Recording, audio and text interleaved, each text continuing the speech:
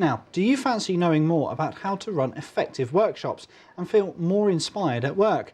Then the workshop book may be of interest to you. It looks at the tools you need to design and lead successful workshops, enhance teamwork and find inspiration to improve your productivity. The lady behind the book is Portsmouth-based author Pamela Hamilton, and she joins me now in the studio to tell us more. Hello, I understand you prefer Pam, is that correct? Hi Richard, yes, No thank you. So, the workshop book, I mean, it's, as we said there, it's not just about sort of teamwork, it's about personal improvement as well. I mean, how did you come up with the ideas in there? Well, I've been working in business for about 15 years. My background is in psychology, and I started to run workshops where I tried to make the best use of people's time, making them more productive, more creative, helping people work better together. And I started to notice that there were certain things that help people to behave better in a working situation. And I began to study all around it, and there's a science called collective intelligence, which is all about how people in a group can be even more intelligent as a group than the most intelligent person in the group.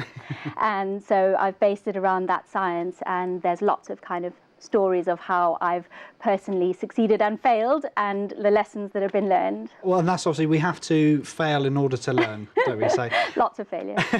Now, one of the main things I'm quite interested in is obviously in workshop situations, you often have people from very different backgrounds, very different sort of groups, different ideas. How do you go about getting those very different identities to work together as a whole? Well, it's a really good question, because in fact one of the best success markers for any kind of meeting or workshop is actually having people from different points of view.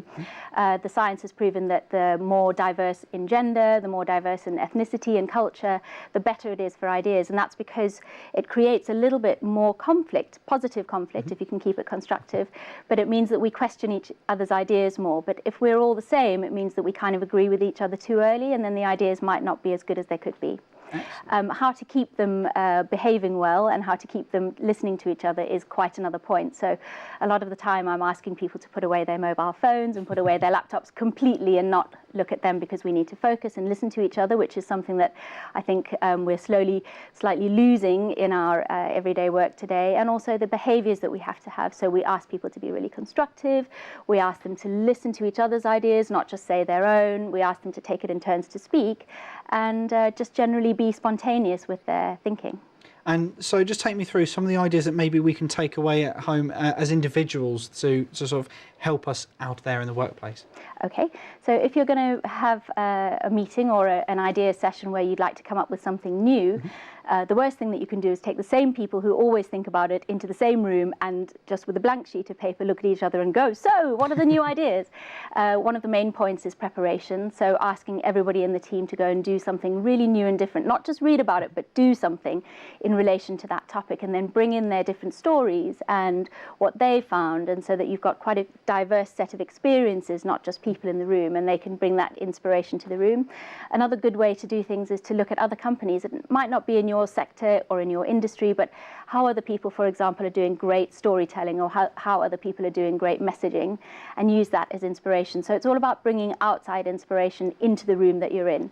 The other thing to do is to try to disturb people's habits. So if you're always in the same room, and that's the same room where you do your budgets and your team updates, then it's going to be quite difficult for the team to be in a different mind space to come up with ideas. So sometimes we completely redecorate the room in silly ways, or sometimes we try and do the brainstorm in a different place so that it allows people to be a little bit more open, because they disturb their habits which they might otherwise have. Excellent. I mean, would you mind just picking up, so just we can let our viewers see what we've got going on? So we've got a nice colourful front cover there, and it says how to design and lead successful workshops. So obviously workshops is the key theme there, but is there really any themes that as an individual maybe I can take away and benefit from reading this book as well?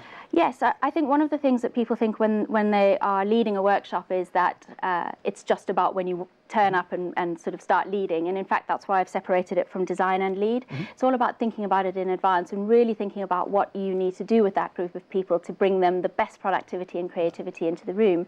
So for anybody, whether you're a junior person in the team leading a whole lot of different people, or a senior person who's done this a lot before, it's about looking at things differently, trying to work out who's in the room, who can do something different, and get everybody engaged and excited. So delighting people with different stimulus, making sure that they've got something interesting that you brought that they've never thought before. That's all really good.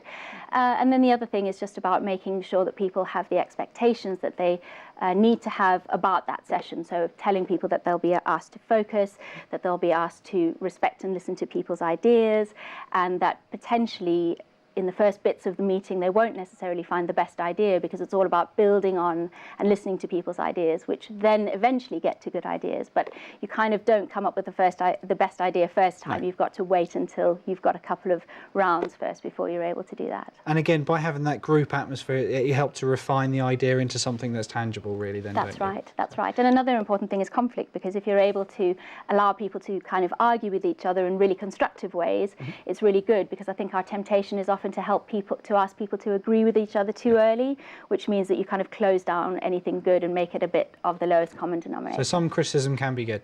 Yes, definitely, so long as it's constructive and positive. So just tell me, is this the first time you've written a book, and where can we find it? It is the first time I've written a book. It's based on my last 15 years of working in global business and in my background in psychology.